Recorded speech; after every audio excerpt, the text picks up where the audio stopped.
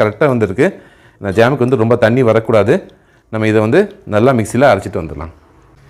4 cashew nut, 3 பாதாம். இதை வந்து நான் சின்ன சின்னதாக நறுக்கி வச்சுருக்கேன். கொஞ்சம் தண்ணி ஆகிற மாதிரி ஆகும். கலரும் பாருங்கள் அப்படியே கொஞ்சம் கொஞ்சமாக நம்மளுக்கு இந்த ஜாமோட கலர் வந்துட்டு இருக்குது. ஸோ இந்த ஸ்டேஜ் வந்துருச்சுன்னா அது வந்து நம்ம ஜாம் வந்து கரெக்டான கன்சிஸ்டன்சி வந்துருச்சுன்னு அர்த்தம். வணக்கம் நண்பர்களே, welcome to Pete's cooking Tamil channel. நான் உங்க பீட்டர். நல் யோசனை உன்னை காப்பாற்றும், புத்தி உன்னை பாதுகாக்கும். நல் யோசனை, அதாவது நம்ம வந்து கஷ்டமான நேரத்தில் இருக்கும்போதும் ஒரு ஆபத்தில் இருக்கும்போதும் அந்த டைம்லயும் நம்ம வந்து நல்லதா யோசிக்கணும். அதுதான் வந்து நம்மளை காப்பாற்றும். நம்ம நினைக்கலாம் அந்த டைம்ல நம்ம தாண்டி போறதுக்காக தப்பான காரியங்கள் போய் ஏதாவது சொல்லி தப்பிச்சு போயிடலான்னு. அது வந்து நிரந்தர தீர்வு கிடையாது. கஷ்டமான சூழ்நிலை எந்த சூழ்நிலையுமே வந்து நம்ம நல் யோசனை உள்ளவர்களா இருக்கணும். அதே நம்ம செய்யும் போது அதுதான் வந்து நம்மளை காப்பாற்றும். நம்ம சமையல்ல இன்னைக்கு என்ன பார்க்க போறோம்னா பீட்ரூட் ஜாம் பார்க்க போறோம். நம்ம சப்ஸ்கிரைபர் நிர்மல் குமார் கேட்டிருந்தாங்க, ஆனா பீட்ரூட் ஜாம் வந்து வீட்டுல எப்படி பண்றதுன்னு சொல்லி காட்டுங்க அப்படின்னு சொல்லி. அதனால அவங்க ரெக்வஸ்ட் நம்ம அக்செப்ட் பண்ணி பீட்ரூட் ஜாம் நம்ம இன்னைக்கு பண்ண போறோம். ரொம்ப சிம்பிளா ஈஸியா பண்ணிடுவோம். பீட்ரூட், சுகர், ஆயில், கீ இவ்வளவுதான் நம்மளுக்கு தேவை.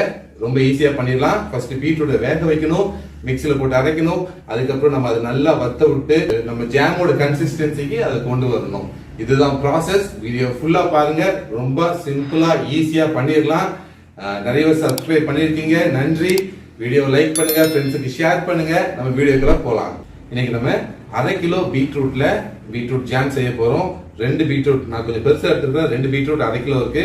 இதை வந்து தோலை சீவிட்டு கட் பண்ணி நம்ம அவி விட போறோம். முதல்ல நம்ம அடுப்பை பற்ற வச்சிருவோம்.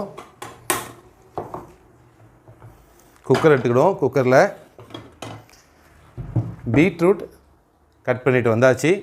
பாருங்கள், நல்லா க்யூப்ஸாக கட் பண்ணியிருப்பேன். எப்படி வேக வைக்கும்போது வெந்துடும். அதுக்கப்புறம் நம்ம அரைக்க தான் போகிறோம். இதை அப்படியே நம்ம சேர்த்துருவோம். 1/2 கிலோ பீட்ரூட் வேக வைக்கிறதுக்கு ஒரு 100 ml தண்ணி நம்ம இதில் சேர்க்க போகிறோம். ரொம்ப தண்ணி சேர்க்க வேண்டாம், 100 ml தண்ணி போதும். சேர்த்தாச்சு, அவ்வளோதான். இதை அப்படியே மூடி விட்டுருவோம். ஒரு 1/4 மணி நேரம் நல்லா விசில் வந்தோடனே குறைச்சி வச்சுருங்க. ஒரு 1/4 மணி நேரம் அப்படியே இருக்கட்டும் சிம்லேயே. இந்த நல்லா வேகணும். நல்லா வெந்ததுக்கப்புறம் அதை நம்ம மிக்சியில் போட்டு அரைக்க போகிறோம். அதனால் 15 நிமிஷம் இது அப்படியே நல்லா வேகட்டும். பீட்ரூட் 20 நிமிஷம் நம்ம குக்கரில் வச்சுட்டோம். ஹை ஃப்ளேம் வந்து அதுக்கப்புறம் பார்த்திங்கன்னா நம்ம ஸ்பூன் எடுத்து பார்த்தாலே தெரியுது நல்லா வெந்துடுச்சு. ஸோ இந்த நேரத்தில் இது எல்லாத்தையுமே மிக்சியில் போட்டு நல்லா மையாக அரைச்சிட்டு வந்துடுவோம். பாருங்கள், நம்ம தண்ணி வந்து கரெக்டாக 100 ml தான் ஊற்றணும். அதனால் ரொம்ப தண்ணி இல்லை, கரெக்டாக வந்துருக்கு. இந்த ஜாமுக்கு வந்து ரொம்ப தண்ணி வரக்கூடாது. நம்ம இதை வந்து நல்லா மிக்சியில் அரைச்சிட்டு வந்துடலாம். பீட்ரூட் நம்ம அரைச்சிட்டு வந்துட்டோம். பாருங்கள், நான் அரைக்கும் போது தண்ணி சேர்க்கவே இல்லை. ஆனால் நம்ம மிக்சியிலேருந்து இதில் எடுக்கும்போது ஒரே ஒரு டீஸ்பூன் மட்டும் தண்ணி ஊற்றி மிக்சியை கழுவி நான் இதில் ஊற்றிட்டுருக்கிறேன். தண்ணி நிறைய சேர்க்காதீங்க. இப்போ நம்ம அடுப்பை பற்ற வச்சிடலாம்.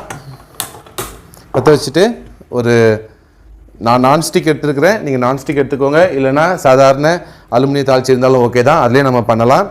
இப்போ என்ன பண்ண போகிறோன்னா, இந்த பீட்ரூட் நம்ம அரைச்சிட்டு இருந்த பீட்ரூட்டை நல்லா வேக வைக்க போகிறோம். இது நல்லா திக்காகி நம்மளுக்கு வந்து அந்த சுகர் சேர்க்கும்போது கொஞ்சம் தண்ணியாகும். திருப்பி அது திக்காகி ஜாமோட கன்சிஸ்டன்சிக்கு வரணும்.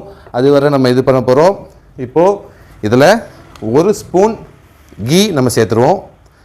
நான் கீ சேர்க்குறேன். நீங்கள் வந்து சன்ஃப்ளவர் ஆயிலாக இருந்தாலும் ஓகே தான்.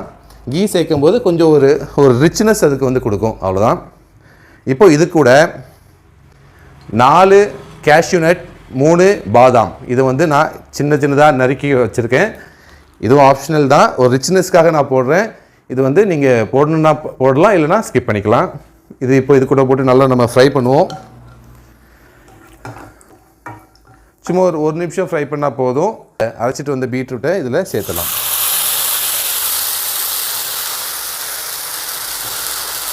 ஃபுல்லாக சேர்த்துருங்க. தண்ணி சேர்க்காதீங்க. இதுலேருந்து நம்ம சுகர் சேர்க்கும்போது அதுலேருந்து கொஞ்சம் தண்ணி வரும். இப்போ நான் சிம்மில் வச்சுட்டு கிண்டிகிட்டே இருங்க. ஒரு 5 நிமிஷம் 4 நிமிஷம் 5 நிமிஷம் நல்லா கிண்டிகிட்டே இருங்க. நல்லா அந்த பீட்ரூட்டுடைய அந்த லைட்டாக ஒரு சின்ன மண் வாடை இருக்கும், அதெல்லாம் போகணும். நல்லா பீட்ரூட் வந்து வேகணும். அதுக்கப்புறம் நம்ம வந்து இதுக்குள்ள சுகர் சேர்க்க போகிறோம். அதுக்கப்புறம் ஒரு ஸ்பெஷல் இன்க்ரீடியன்ட் சேர்க்க போகிறோம். அது என்னென்னு இது வந்ததுக்கப்புறம் பார்க்கலாம். 5 நிமிஷமாக நல்லா வத்திட்டு இருக்குது. இந்த டைமில் நம்ம சுகர் ஆட் பண்ணிடுவோம். சுகர் நான் வந்து இப்போதைக்கு 100 கிராம் ஆட் பண்ணுறேன். கொஞ்சம் நேரம் கழித்து நம்ம இன்னும் கொஞ்சம் சுகர் ஆட் பண்ணணும். அது எப்போன்னு நான் சொல்கிறேன். இப்போ 100 கிராம் நம்ம சுகர் ஆட் பண்ணோன்னே நல்லா கிண்டி விட்டுட்டே இருங்க.